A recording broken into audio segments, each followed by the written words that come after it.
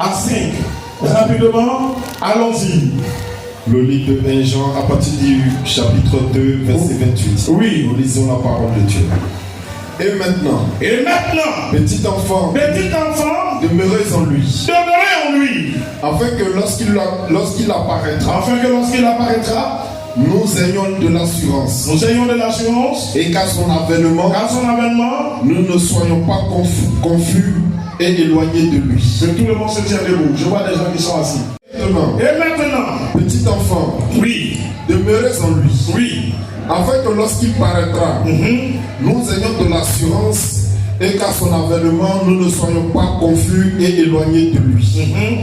Si vous savez qu'il est juste, verset 29, si vous savez qu'il est juste, reconnaissez que quiconque pratique la justice est né de lui. Reconnaissez donc que quiconque pratique la justice est né de lui. Voyez quel amour le Père nous a témoigné. Voyez quel amour le Père nous a témoigné. Pour que nous soyons appelés enfants de Dieu. Pour que nous soyons appelés enfants de Dieu. Et nous le sommes. Et nous le sommes. Si le monde ne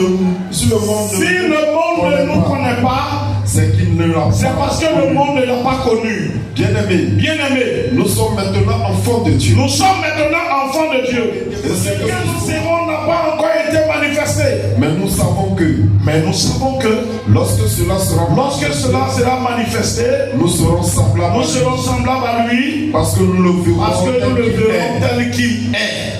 Quiconque a cette expérience en lui, sera purifié. Se purifie comme lui-même est pur. Quiconque pêche transgresse la loi.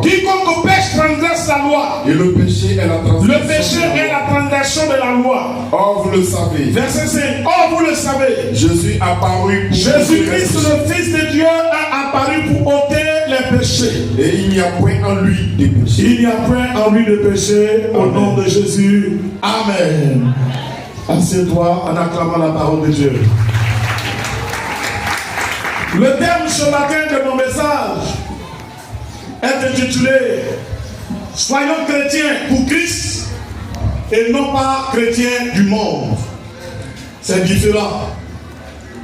Alléluia. Alléluia. Soyons des chrétiens de Christ pour Christ en Christ.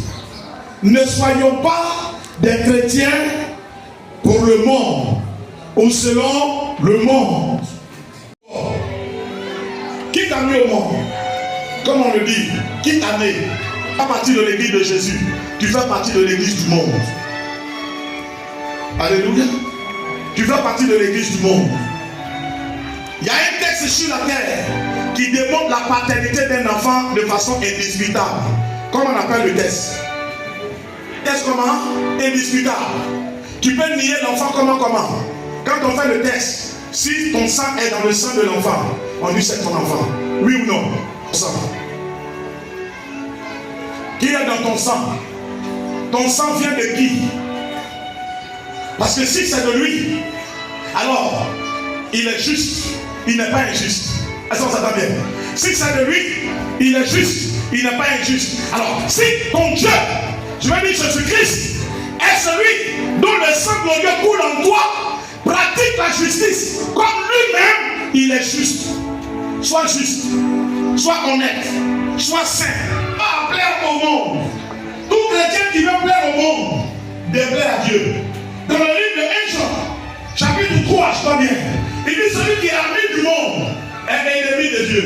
Si tu cherches à tu deviens automatiquement ennemi de Dieu. Car les œuvres du monde, Dieu les aime pas. Dieu ne les aime pas. Dieu ne pas t'aimer. Mais toi, sois sûr que ce que tu fais là, tu aimes ça. Tu es un bon chrétien. Il a conçu une façon dont le chrétien doit être. Si tu n'es pas dedans, c'est que tu n'es pas de lui. Est-ce que je veux? Jésus à qui appartient la vie chrétienne? Il est le propriétaire de la vie chrétienne. Et en étant le propriétaire, il a conçu une façon dont le chrétien doit être. Si tu n'es pas tel, c'est que tu ne l'appartiens pas. Pas l'esprit de Dieu n'est pas enfant de Dieu. L'esprit de Dieu, il connaît les choses de Dieu. Connaissant les choses de Dieu, il fait les choses de Dieu. Et sa vie se retrouve en train de plaire au Seigneur. Un enfant sensé cherche à réjouir le cœur de son père.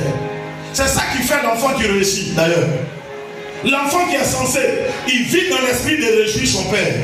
Après, quand il va à l'école, qu'il a une bonne note, il court, pour aller où? À la maison.